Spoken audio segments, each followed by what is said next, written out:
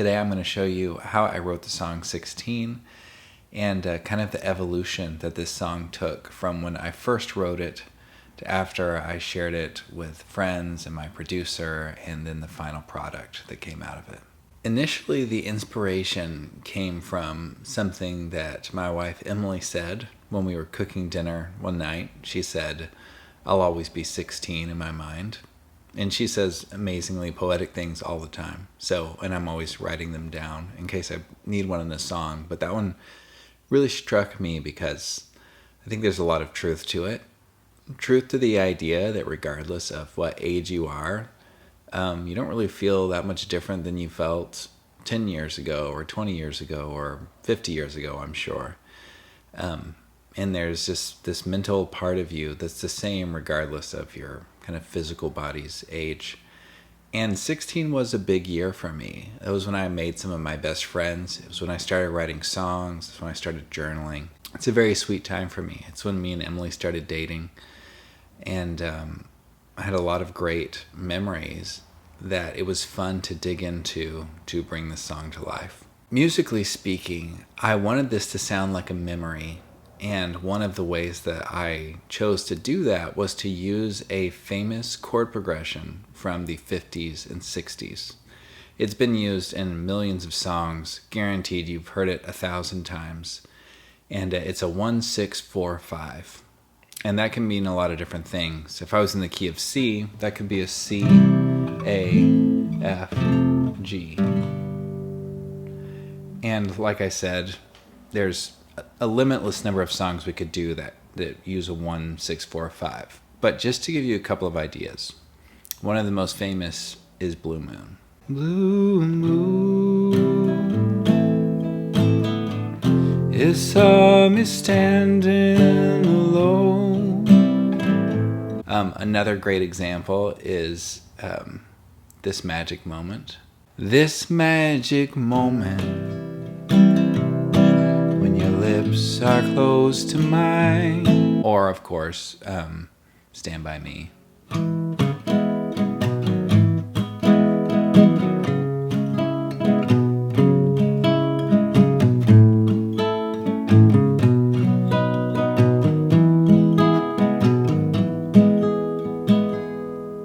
There really are just a treasure trove of songs that use the 1-6-4-5.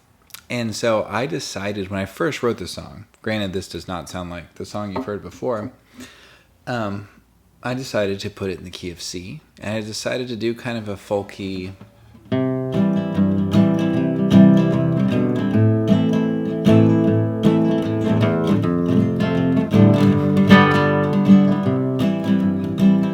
something that would be like, I'll always be 16 in my mind, sitting around the table with plastic cups of red wine stole. So that was what 16 initially sounded like. And I sent it to my producer, and I sent him like 5 or 6 songs that I thought were cool too, that used a similar chord progression just for inspiration, so he'd know where it was coming from. And on the day I went in to record it, he said, "There's an elephant in the room here. Every single song that you sent me is in 6/8, and you're playing in 4/4. For those of you that are not musicians or are unfamiliar with meter, that's just saying like I was giving each chord 4 beats. 2, 3, 4, 1, 2, 3, 4, which is super common in normal music. Most of the music we listen to has 4 beats per measure. But in this specific kind of 50s, 60s doo-wop style, almost everybody plays in 6. And you get this sort of 1, 2, 3, 4, 5, 6. 3, 4, 5, 6. 1, 2, 3, 4, 6. See how that has more of a vintage feel to it?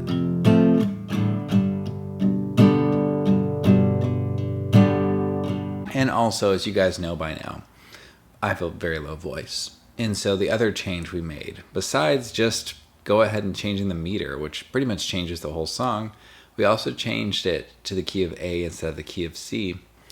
And I decided to use these really pretty 7th chords.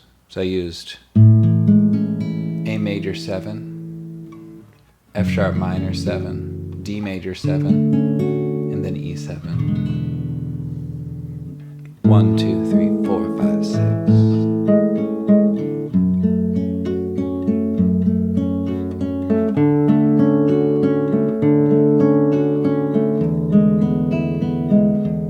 I'll always be 16. Finally, during the pandemic, I got really into playing with this slide here.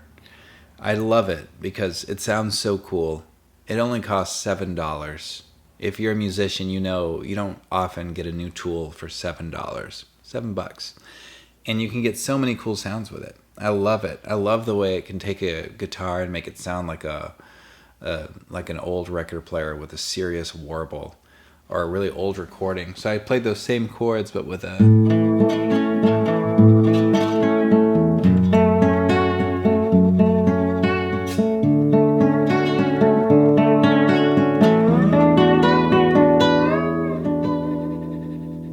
along the same time, another song that uses the exact same, close to the same chord progression. It's not quite the same. The song Sleepwalk by Santo and Johnny. I love that song. It's like a 1, 6, and then they use a minor 4, and then a 5, which even just makes it more, wistful and sad. Kind of wish I had thought of that. But so I was learning that song at the same time, which goes like this.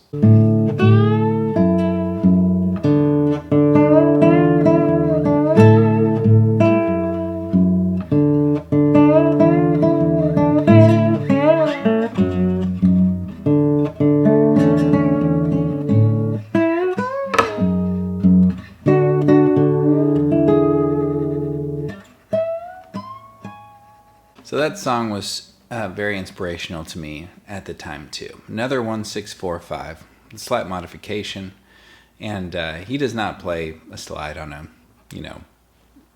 classical guitar. He plays a steel guitar, which is very cool. But I kind of imitated that sound and got some of that walking bass too when I made my own arrangement.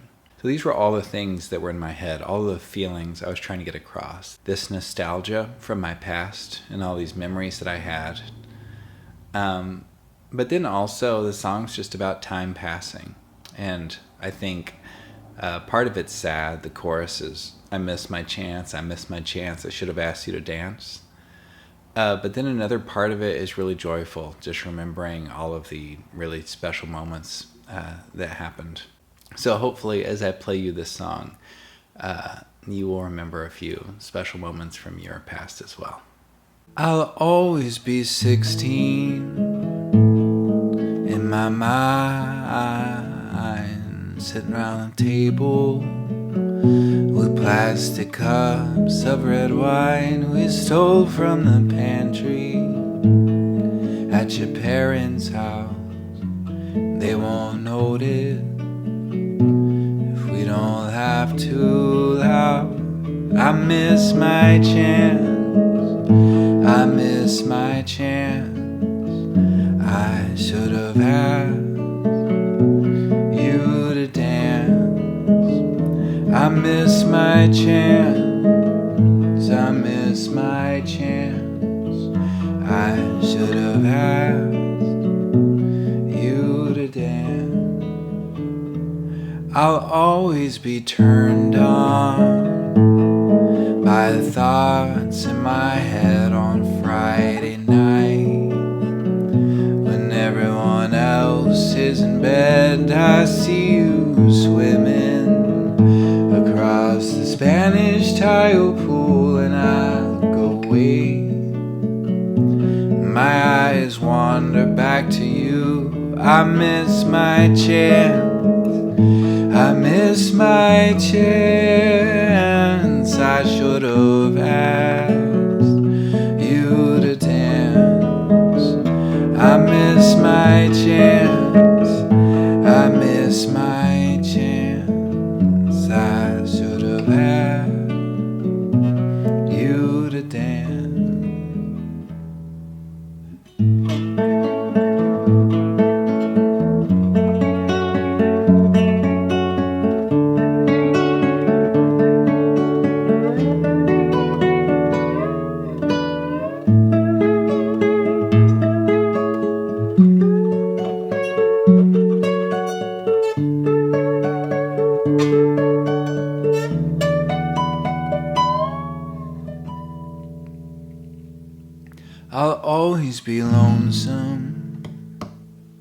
It reminds me of you wasting away on a Sunday afternoon inside the window, drawing pictures in your room of blooming flowers. In the sweet air of June, I miss my chance.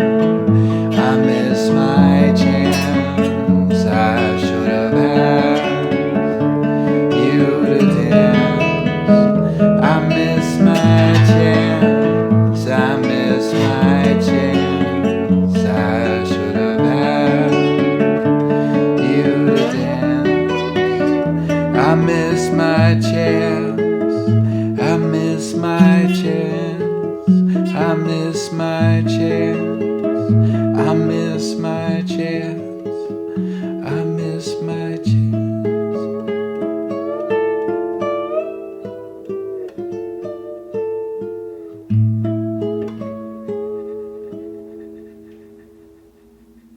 Guys, thank you so much for watching. As I was playing the song, I realized that I just told you I was playing a 1-6-4-5, and I found myself playing a 1-6-2-5 some of the time as well. All that means is I was switching out the 4-chord D for the 2-chord B minor every once in a while. It has largely the same effect. Here's the D. Here's the B minor.